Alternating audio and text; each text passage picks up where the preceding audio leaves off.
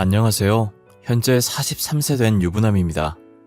처음엔 저를 버리고 떠난 아내를 원망도 했지만 아내의 속사정을 알고 난 후 아내를 원망했던 제 자신한테 화가 나네요. 제가 조금 더 집안에 신경을 썼다면 이런 일이 없었을 텐데 너무 후회가 됩니다. 저는 23살이라는 이른 나이에 유부남이 되었고 동시에 한 아이의 아빠가 되었습니다. 성인이 된 지 얼마 안 된 남자가 젊은 나이에 유부남이 되었다고 하면 다들 부정적으로 생각하시는데 홧김에 저지른 실수는 아니었습니다. 제 아내를 만나고 이 여자를 놓치면 안 된다, 꼭 결혼해야지 라는 확신이 있었습니다. 그러다 운 좋게 저희에게 아이가 찾아온 거였죠. 저희 부부는 고등학교 선후배로 만났습니다. 제가 3학년이었을 때 아내는 1학년이었어요. 처음엔 학교 선후배 사이에서 아는 오빠 동생 사이로 발전했어요. 저도 그렇고 아내도 그렇고 초반엔 서로에 대해서 별 감정이 없었는데 같이 있는 시간이 많아서 그런지 자연스럽게 사귀게 되었습니다. 학교에서 유명한 커플이 되었죠. 사귀는 동안 저희는 학업 성적도 놓치지 않았습니다. 저는 자동차 부품 만드는 엔지니어가 되고 싶었고 현대자동차 계열에 입사하고 싶었죠. 하지만 나름 관리했던 학교 성적이 부족했는지 관련 교내 활동이 적었는지 원서를 얻는 족족 불합격했습니다. 많이 좌절하게 되었죠. 오빠, 왜 그렇게 기죽어 있어? 꼭 관련 전공을 선택해야지만 꿈 이룰 수 있는 거 아니잖아. 그렇지만 내가 목표로 했던 학교에서 불합격 소식을 들으니까 기분이 좋진 않네. 뭐가 부족했는지 모르겠어. 성적도 전교에 있고 생활기록부도 좋은 말뿐인데 뭐가 부족한 게 있겠어. 그냥 그 교수들이 오빠의 진가를 못 알아본 걸 거야. 너무 자책하지 말고 어깨 피고 다니시죠. 계속 내가 부족했던 거라고만 생각하게 돼. 희진아, 너무 힘들다. 이제 곧 대학 원서 접수 기간도 끝나는데 이대로 고졸로 남을까봐 겁나. 걱정 마 오빠. 기회 하나가 사라지면 다른 기회가 열린대. 원장님이 그랬어. 내가 그랬지? 우리 원장님 성견지명 있으시다고. 믿어봐. 고마워. 희진이 너 덕분에 조금은 힘이 생기는 것 같아. 너도 나처럼 좌절하고 싶지 않으면 지금부터라도 열심히 노력해. 나중에 후회해봐야 소용없잖아. 아내는 저를 위로해줬고 용기를 북돋아줬습니다. 아내의 말처럼 꼭 관련 전공을 해야지만 꿈을 이룰 수 있는 건 아니라고 생각해서 제 성격으로 장학금 받을 수 있는 대학의 자동차 관련 과를 선택했습니다. 그렇게 저는 졸업하게 되었고 대학을 가게 되었습니다. 저는 성인이고 대학생이어서 수업 시간이 자유로웠지만 아내는 고등학생이었습니다. 제가 수업이 늦게 끝나면 아내는 제 학교 안에 있는 카페에서 기다리곤 했습니다. 반대로 제가 수업이 없는 날은 하교 시간 맞춰서 학교 앞으로 가서 만나곤 했죠. 나이 앞자리가 달라져도 서로 잘 만났어요. 커플 중 한 명이 나이에 변화가 있으면 대화가 잘 안 통한다고 하잖아요. 저희처럼 20살이고 18살이면 확실히 생각의 차이가 난다고들 하는데 아내가 철부지 고등학생처럼 느껴지지 않았습니다. 제가 과제나 시험 때문에 힘들어하면 아내가 오히려 토닥여주고 용기를 심어줬어요. 그런 아내에게 더 빠져들었던 것 같습니다. 어느덧 아내는 고등학교 졸업을 앞두고 있었고 저희는 만난 지 3년 차가 되었습니다. 저는 결심했습니다. 아내를 놓치기 싫다고, 앞으로는 진지하게 만나고 싶다고요. 지금까지는 둘의 미래를 생각하고 만난 게 아니라 순간에 집중해서 만난 거였거든요. 아내의 졸업식에 찾아가 꽃다발과 함께 말했습니다. 희정아, 나 이제 너 아니면 안 될 것 같아. 앞으로 우리 진지하게 만나보자. 서로의 미래를 같이 할 수 있게 말이야. 남자친구이자 너의 가족이 되고 싶어. 오빠, 고마워. 우리 앞으로도 더 노력해서 이쁘게 사귀자. 오빠 말대로 서로에게 기대기도 하고 힘이 돼주기도 하고 그렇게 만나자. 그러자. 더 노력할게. 더 좋은 남자친구가 될 수 있게, 희정이의 든든한 보호자가 될 수 있게 노력할게. 그렇게 아내와 전 20대 성인이 되었고 더 진지하게 미래를 이야기하게 되었죠. 한 번도 서로의 가정사 얘기는 하지 않았지만 미래를 함께하기 위해선 그런 얘기도 필요하더라고요. 아내가 온전하게 기억하는 어린 시절은 보육원에서 살아왔다고 했어요. 보육원장 말로는 추운 겨울이었고 눈도 많이 오는 밤에 문 앞에서 아내를 발견했고 체온이 많이 낮아서 바로 병원으로 데리고 갔다고 했대요. 아무렇지 않게 얘기를 하는 아내가 안쓰러웠고 마음이 아팠습니다. 자기를 낳아준 부모들한테서 버림받는 기분은 저는 알 수가 없으니 어떻게 위로를 해줘야 할지 몰랐죠. 그리고 위로를 해도 되는지도요. 아내가 21살이 되고 저는 23살이 됐을 때 좋은 일이 생겼어요. 바로 아내가 임신을 했다고 전화가 왔거든요. 처음엔 아내는 불안해했고 무서워했고 걱정된다고 했지만 아내와 평생을 함께하기로 마음먹었던 저는 기뻤습니다. 그래서 아내를 안심시켰고 무조건 책임질 거고 결혼할 거라고 했습니다. 그제서야 아내는 조금 안심이 되었는지 진정하더라고요. 아내에겐 미안하지만 임신 상태이고 아직 모아둔 돈이 없어서 결혼식을 먼저 하는 것보다 혼인신고를 먼저 하기로 하자고 했어요. 아내도 흔쾌히 그러자고 했고요. 혼인신고할 때 보증인이 필요하다고 해서 보육 원장님한테 부탁했고 원장님도 축하한다면서 응원해 주셨죠. 시간 지체할 거 없이 바로 아내를 제 집으로 데리고 가서 어머니한테 허락받기로 했습니다. 제 어머니는 일찍 아버지와 사별후 홀로 저를 키웠습니다. 그렇기에 아들인 저에게 의지하고 조금 집착하는 면을 보이긴 했습니다. 그래도 하나뿐인 아들이 간절하게 원하는데 반대할 거라고는 생각 못했습니다. 엄마, 저 결혼하고 싶은 사람 생겼어요. 많이 사랑하고 이 사람 아니면 평생 노총각으로 살고 싶을 정도예요.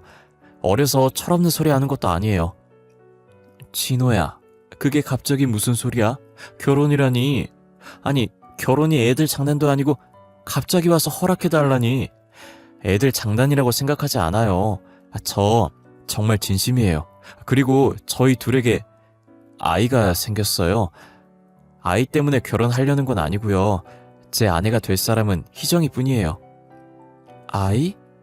진호, 너는 조용히 해봐. 그쪽이 말해봐요. 아이는 무슨 말이고 결혼을 한다니. 그쪽 부모님도 다 알고 있어요? 저 부모님은 모르시고 보육 원장님은 알고 계세요. 어머니 죄송하지만 저도 오빠도 둘 다 진심이에요. 허락해 주세요. 뭐? 보육 원장님? 지금 고아라는 거예요? 어디서 고아 주제? 우리 아들을 꼬셔서 덜컥 임신해서 허락을 받으러 와. 보육 원장은 당연히 지 자식이 아니니까 쉽게 허락하겠지. 그런 식으로 말하지 마세요. 희정이한테 신뢰되는 말이잖아요. 저희 둘 결혼하는데 부모님이 계시든 말든 무슨 상관이에요. 저희만 행복하면 되는 거잖아요. 아까 엄마가 얘기했지. 결혼은 애들 장난이 아니라고. 고아를 어떻게 네 짝으로 허락하냔 말이야. 아휴, 어디 가서 엄마 창피해서 며느리라고 소개라도 할 수 있겠니? 우리 집에 재벌도 아니고 저도 아빠 안 계시잖아요. 그렇게 치면 저도 어디 가서 떳떳하지 못할 입장이라고요.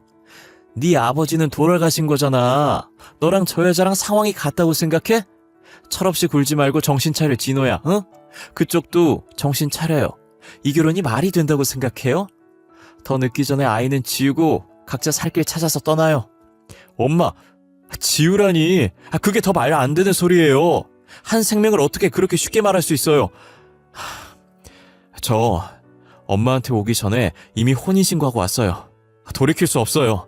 그만 포기하시고 허락해 주세요. 뭐? 뭘 했다고? 아이고 부처님, 어떻게 하려고 넌 혼인신고부터 한 거야? 너 정말 저 여자 책임이라도 질 셈인 거야?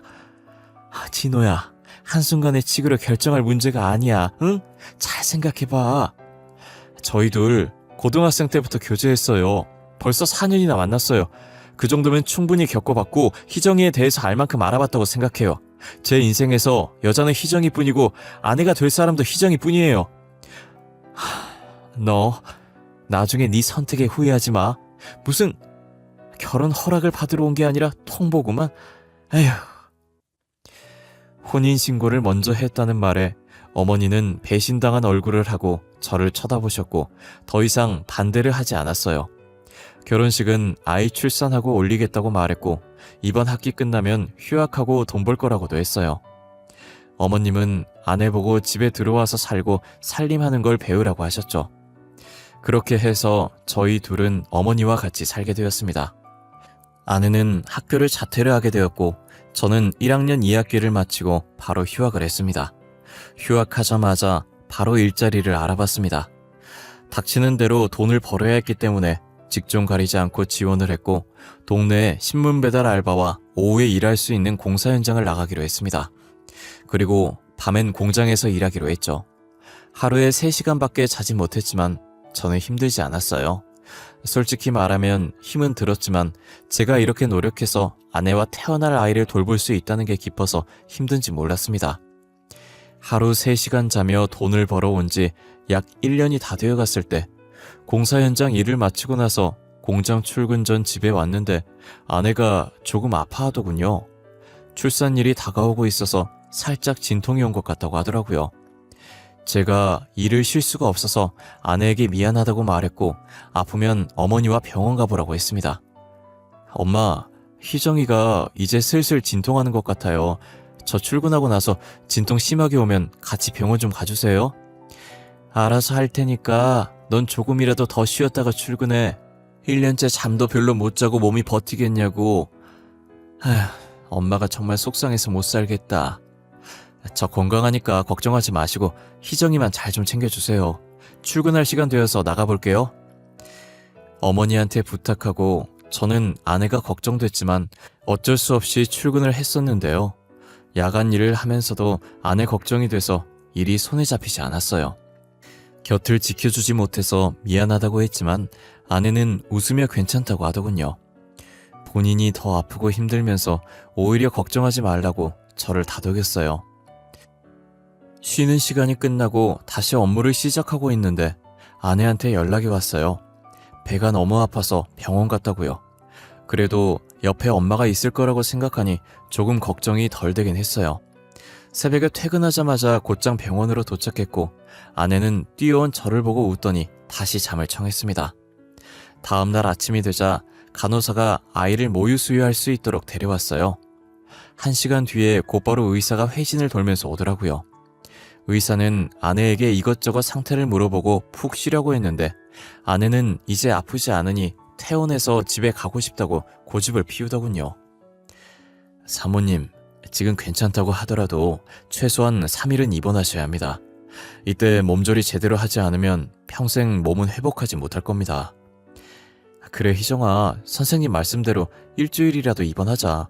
일주일이 길면 최소한 3일이라도 입원해서 몸조리 하자. 응? 아니야, 나 정말 괜찮아. 꼭 병원에서 몸조리 하라는 법도 없잖아. 집에서 해도 되잖아. 병원 불편해. 집 가고 싶어, 오빠. 아무리 집이 편해도 병원만큼 편하지 않을 거야.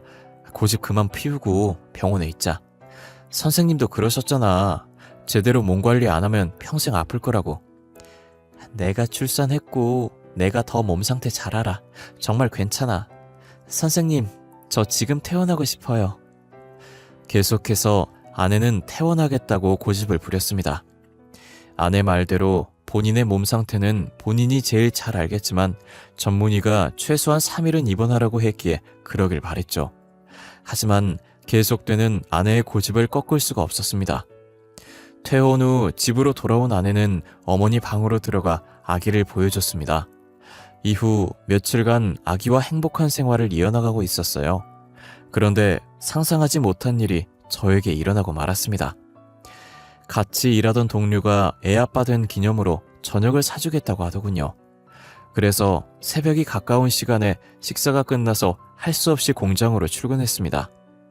공장 휴게실에서 아내에게 전화를 해보니 아내가 자고 있는지 전화를 받지 않더군요.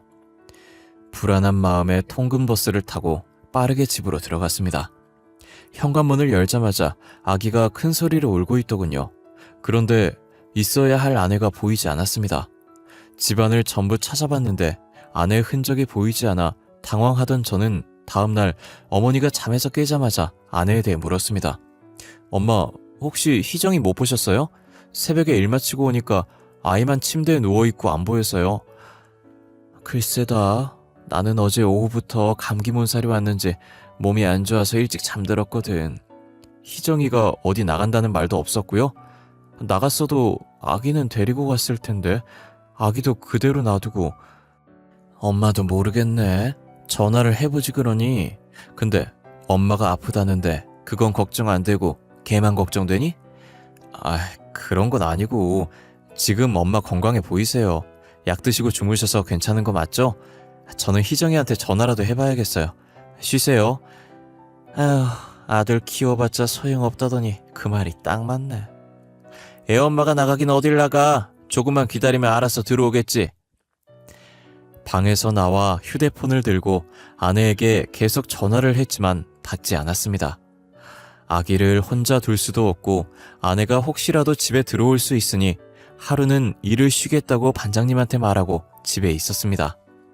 옷장과 신발장을 확인했지만 아내 물건은 그대로였어요.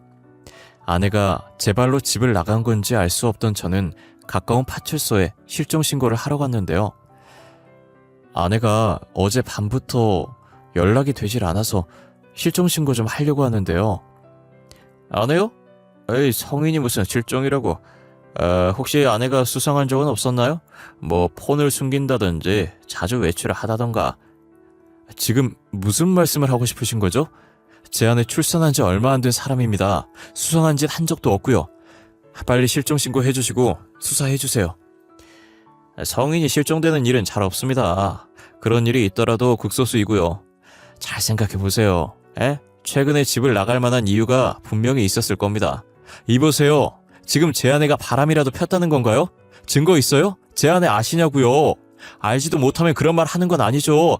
증거가 있었으면 선생님이 실종 신고하러 왔겠습니까? 아까도 말했다시피 실종이 아닐 겁니다. 바람이 아니라면 가출이라도 했겠죠. 당신 경찰 맞습니까? 시민이 신고를 하면 이런 식으로 대하나요? 그러다가 제 아내가 잠깐 나갔다가 모르는 사람한테 납치라도 당한 거면요. 그땐 어쩌시려고 이런 식으로 대하는 겁니까? 예. 선생님, 말씀대로 신고 접수해드릴게요. 하지만 다 큰 성인이고 뚜렷한 목적이 보이지 않으니 실종 신고 말고 가출 신고로 접수해드리겠습니다. 됐습니까? 여기 불친절로 민원 넣으려면 어떻게 해야 합니까? 이래서 시민들이 안심하고 지낼 수 있겠냐고요. 순경이 아내를 불륜녀로 몰아가는 게 어이없고 화가 났습니다. 제가 민원 넣겠다고 하니 신고 접수한 순경 말고 옆에 있던 다른 순경이 와서 저를 달래며 진정시켰고 귀가하라고 하더군요. 저는 흥분한 마음을 가라앉히고 집으로 돌아왔습니다. 그때까지도 아내는 집으로 돌아오지 않았습니다. 제가 알고 있는 아내 친구들에게 연락을 돌렸지만 다들 아내와 연락이 안 된다고 하더군요. 아내의 가출 신고를 하고 나서 저는 더 이상 생계를 이어나갈 수 없었습니다. 경찰에서 제대로 수사해주지 않을 것 같아서 개인적으로 전단지를 만들어서 시민들에게 나눠주기도 했어요. 전단지를 배포하고 나서 제보 전화가 왔지만 모두 다 포상금에만 관심이 있었던 연락이었습니다. 별로 도움되는 제보는 없었죠. 제가 밖에서 아내를 찾는 동안 어머니는 연로하신 몸으로 아직 갓난아들의 육아를 도맡아 해주셨어요. 그로 인해 원래 건강이 좋지 않았던 어머니도 몸 상태가 급격하게 나빠지셨죠. 결국 아내를 2년 넘도록 찾아놨었지만 찾지 못했고 같이 살던 어머니는 이제 거동도 불가능할 정도로 건강이 나빠지셔서 병원에 들렸지만 의사는 제게 마음의 준비를 하라고 하더군요. 병원에서 해줄 게 없다며 간단한 수액만 맞춰주고 집에서 쉬려고만 하셨습니다. 방에 어머니를 눕혀드리고 나가려고 했지만 어머니가 제게 할 말이 있다며 잠시 앉아보라고 하더군요. 진호야, 이때까지 내가 너한테 말 못한 게 있는데 2년 전에 행방불명된 네 아내 말이다. 아무래도 나 때문인 것 같구나. 엄마, 그게 무슨 뜻이에요? 희정이가 집 나간 게 엄마 때문이라니요. 자세히 말 좀 해주세요. 너희 둘 임신했다고 찾아와서 허락해달라고 했을 때 그의 가족 사정을 알고 애기 핑계로 네 앞길을 막는다고 생각했어.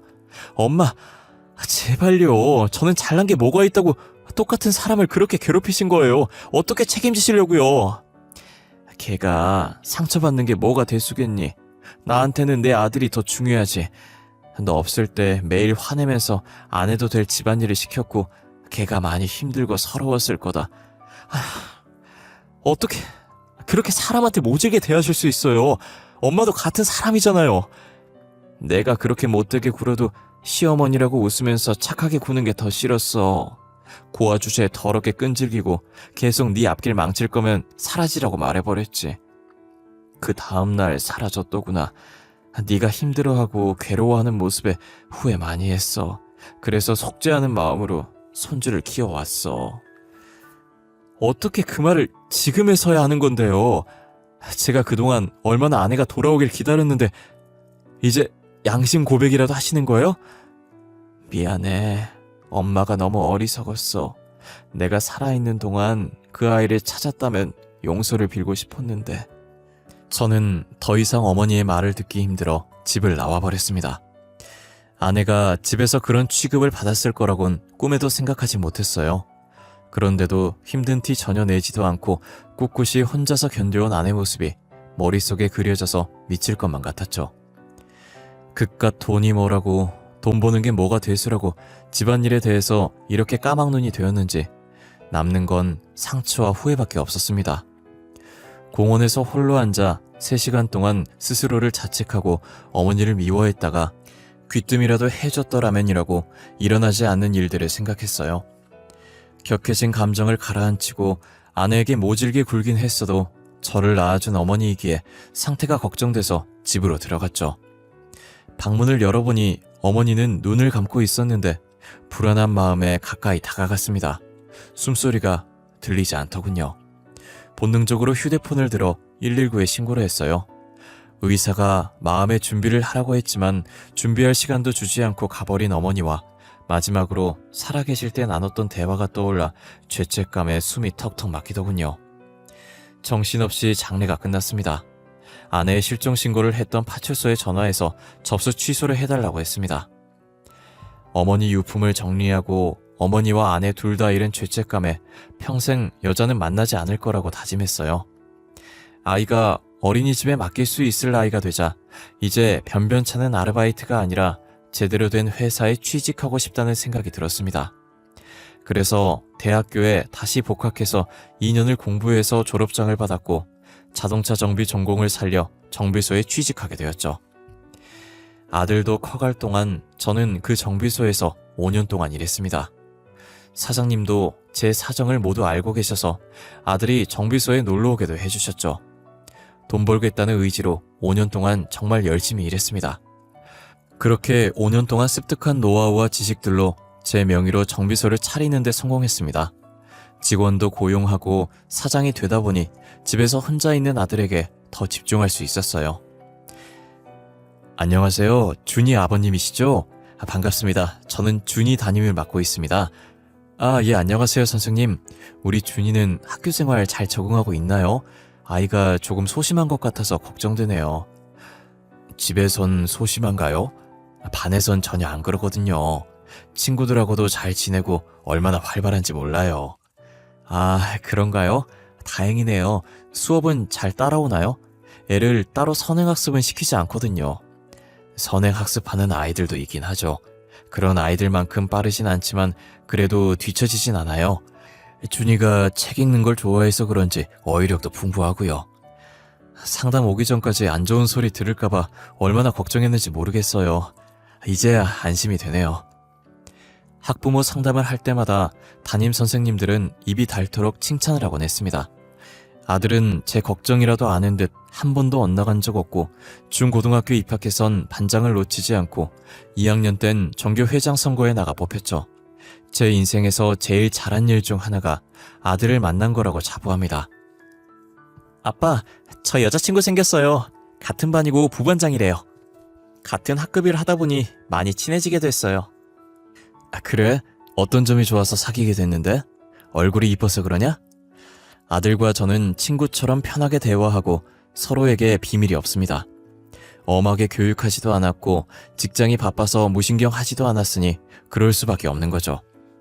아들도 제 노력을 알아줘서 고맙기도 했고요. 제 눈엔 당연히 이쁘죠. 일단 성격이 너무 좋아요. 계산적이지 않고 굳은 일까지 개의치 않고 하려고 해요. 조금 사려도 될 텐데. 너희 엄마도 그랬었어. 그런 면에서 아빠도 반했지 뭐야. 언제 한번 데리고 와서 얼굴이라도 보여줘. 궁금하네. 아들 애인이 어떤지. 아, 그러면 요번 주말에 시간 되세요? 시험 기간이라서 같이 공부하기로 했는데 우리 집에 살려고요. 아빠는 아들이 시간 빼달라고 하면 언제든지 가능하지. 그럼 간식이라도 해놓을까? 그날 떡볶이 해놔야겠다. 좋아요. 우리 둘 다 떡볶이 좋아하거든요. 저도 아빠처럼 빨리 가정 가지고 싶어요. 안정적인 가정. 저는 아들에게 아내 이야기를 숨기지 않았어요. 모든 상황을 다 말하지 않았지만 아내가 아들을 싫어해서 떠난 게 아니라 아내도 어렸고 감당할 수 없는 일이 있었다는 식으로 말이죠. 아들은 겉으로 이해한다고 했는지 진짜 이해했는지 모르겠지만요. 저처럼 빨리 가정을 가지고 싶다고 하면 저는 응원할 겁니다. 어느덧 아들은 고등학교를 졸업했고 여자친구와 같은 대학교를 가게 됐습니다. 성인이 되어도 아들의 연애는 문제가 없었습니다. 그리고 여자친구를 데리고 와서 이젠 진지하게 미래를 함께하고 싶다고 결혼 전제로 만나고 싶다고 하더군요. 옛날 제 모습이 생각났습니다.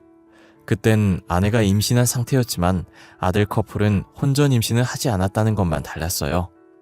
또한 결혼을 반대했던 어머니의 모습도 떠올라 저는 군말 없이 허락해줬어요. 아버님, 심심하지 않으세요? 오늘 준이랑 영화 보기로 했는데 같이 보실 수 있나 해서 전화드렸어요. 둘이 데이트하지. 괜히 끼어드는 거 아닌가 모르겠네.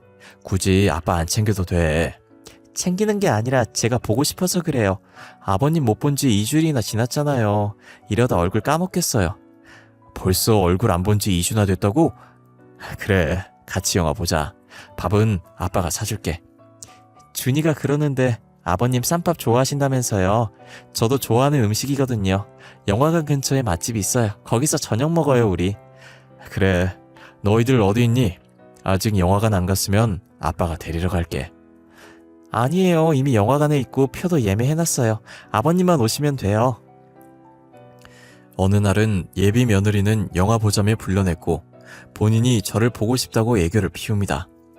또 다른 날은 전라도로 음식 여행을 가는데 맛있는 게 너무 많다며 같이 가서 먹자고 제안하기도 했고요. 여행 갔다 오면 항상 제 선물을 사옵니다. 남을 잘 챙기고 계산적이지 않다는 아들 말이 맞았습니다. 하지만 전 왜 애비 며느리를 보면 누군지는 모르지만 계속 누구를 닮았다고 생각이 들더군요. 아들 커플은 고등학생 때부터 지금까지 3년간 연애를 하고 21살이 됐을 때 정식으로 결혼하고 싶다고 인사 왔더라고요.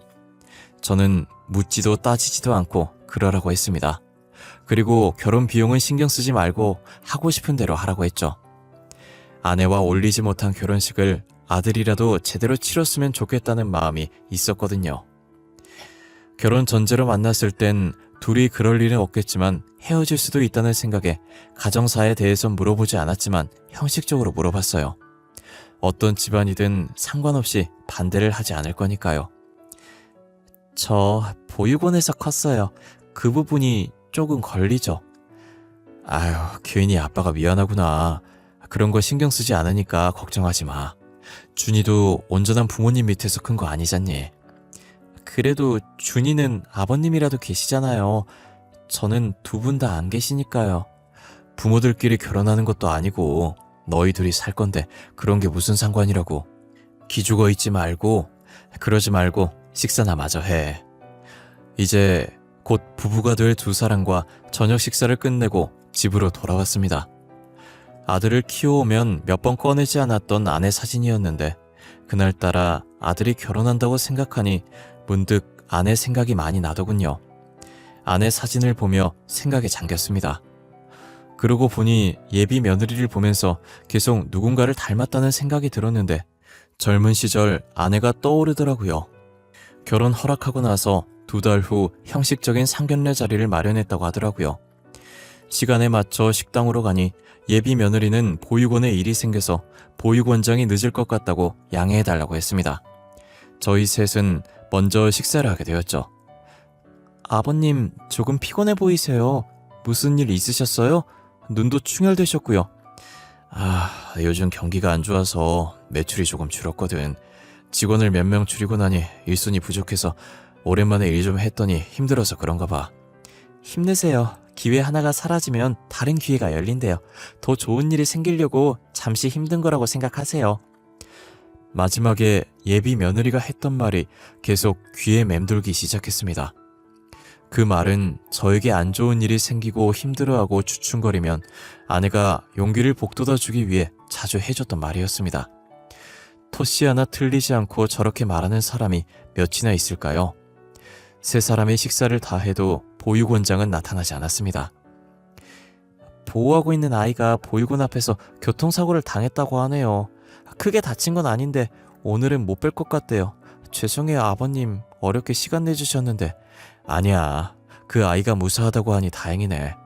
다시 이런 자리 만들지 말고 주소랑 전화번호 주면 아빠가 따로 만날게. 어떻게 그래요? 두 분은 처음 보시는 거고 결혼 허락 후 정식으로 처음 인사드리는 거잖아요. 아니야, 거창하게 상견례 할 게 뭐 있어. 이런 건 그냥 형식적인 거잖아. 내가 따로 가겠다고 미리 말만 해놔. 정말 말도 안 되는 상상이고 확률이 희박하다고 생각하지만 분위기도 많이 닮았고 아내가 저한테 했던 말을 며느리가 똑같이 했다는 사실에 일말의 기대감이 생겼었어요. 정말 혹시 하는 마음에 며느리에게 보육원 주소를 받아 찾아갔습니다. 별빛 보육원이라고 써져 있었고 폐교를 리모델링해서 지은 보육원이었고 1층 복도를 걸어가니 원장실이 나왔습니다. 원장실 문이 살짝 열려 있었고 원장이란 사람이 소파에서 누군가와 통화하고 있었죠. 뒷모습이 익숙했습니다. 어쩜 20년이 지나도 단번에 알아볼 정도로 그대로였습니다. 보육원 원장은 제가 그토록 찾아 헤맸던 아내였습니다. 저를 발견한 아내는 많이 놀란 듯 굳어 있었고 정신을 차린 아내는 묻지도 않고 종이컵에 믹스커피를 타서 제 앞으로 가져다 줬습니다.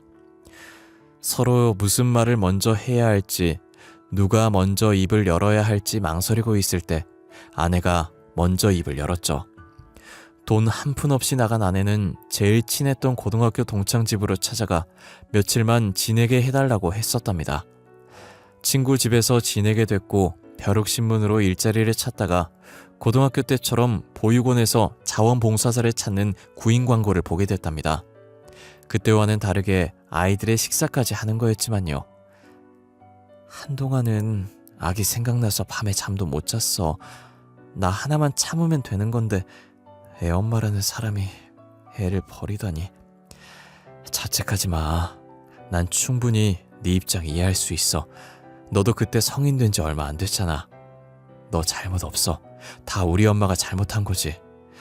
솔직히 말하면 자원봉사하는 것도 내 애한테 저질렀던 잘못을 속죄하기 위해서 한 것도 있어. 그래, 알아. 네 마음 다 알아. 누구도 너한테 삿대질 할 수 없어. 엄마가 먼저 살아야 애도 키울 수 있다고 생각해. 아이한테 미안하지만 다시 그 상황이 된다면 그 지옥 같은 시집살이 생활로 돌아가지 않았을 거야. 다시 그런 일 없을 거야. 있어서도 안 되고. 희정아, 내가 더 미안하다. 돈 벌어서 네가 원하는 결혼식 올려주고 싶었어. 그래서 너한테 무슨 일이 있었는지 신경 쓰지 못했어. 오빠가 왜 미안해. 나와 아이를 위해서 노력한 건데 그때 오빠한테 다 말했다면 우리 이렇게 되지 않았을까? 다 말했대도 또 다른 일이 생겼을 거야. 그냥 내가 안팎으로 더 신경을 썼어야 했어. 너를 행복하게 해주겠다고 했는데 그러지 못해서 너무 미안해. 다른 아이들을 보살피며 속죄해야겠다고 다짐했었답니다. 그렇게 보육원에서 숙식을 해결하며 적은 돈을 받고 봉사를 하고 지냈다고 하더라고요. 그러다 원장이 가지고 있던 지병이 악화되어 시골로 요양을 가게 되었는데 금전적으로 불평 안 하고 아이들을 헌신적으로 도와주는 아내를 좋게 봐서 믿고 보육원을 넘겨받았다고 했어요. 인수받고 서툴지만 나름의 방식으로 보육원을 운영하다 보니 2층짜리 단독주택으로 있던 보육원이 어느새 폐교로 옮기게 되었다고 했습니다. 여보, 희정아, 엄마 대신 내가 사과할게. 돌아가시기 전에 다 말해주시더라. 너한테 그렇게 막말하고 나서 많이 후회하셨다고. 엄마도 너처럼 속죄 하는 뜻으로 준이 키웠다고. 이미 다 지나간 일이잖아. 어머님 마음도 이해할 수 있어. 오빠도 신경 쓰지 마. 네가 그런 일 당하는 줄 모르고 신경 쓰지 않아서 미안해. 모성애를 저버릴 정도로 힘들었는데 몰라서 미안해. 아내는 무릎 꿇은 저를 보고 깜짝 놀랐지만 일어날 생각이 없었습니다. 계속 미안하다고 사과를 하니 저도 모르게 눈물이 나왔습니다. 처음 보는 제 눈물에 아내도 놀랐는지 말이 없어졌죠. 눈물이 흘려도 아랑곳 안 하고 계속 사과를 했어요. 고개를 숙이고 있는 저를 보고 아내도 감정이 북받쳤는지 눈물을 보이더군요. 일어나 오빠. 나도 미안해. 오빠 믿지 못하고 나 혼자 견디기만 해서. 희정아, 너무 미안해. 내가 다 잘못했어. 용서 바라고 이러는 거 아니야. 죽기 전에 꼭 사과하고 싶었어. 사과 받아줄게. 그러니까 일어나. 그 정도 했으면 됐어. 오랜만에 재회한 저희는 눈물 범벅이 되었고 아내는 사과를 받아줬습니다. 젊었을 때 혼전 임신을 하는 바람에 하지 못했던 프로포즈를 제대로 하고 싶었죠. 드라마처럼 거창하게는 못하지만 진심을 담아서 아내가 좋아하는 꽃다발과 고생한 아내 네 번째 손가락에 반지를 내밀었어요. 망설이던 아내가 눈물을 보이며 꽃다발과 반지를 받아줬어요. 저는 아내 받아준 반지를 왼손에 펴서 약지에 끼워주고 꼭 안아줬습니다. 그리고 마음속으로 사랑한다고 외쳤습니다. 현재는 아들 부부와 공동 결혼식을 치르고 저는 보육원 한켠에 별채처럼 건물을 올려서 아내와 함께 결혼 생활을 하고 있습니다. 제가 살면서 이렇게 누군가를 사랑하게 될지도 몰랐고 주변의 방해로 헤어질지도 몰랐고 다시 재회하게 될지도 몰랐습니다. 한번 잃어버린 사랑이기에 다시 잃어버리지 않게 노력할 겁니다. 지금까지 길었던 제 이야기 들어주셔서 감사합니다.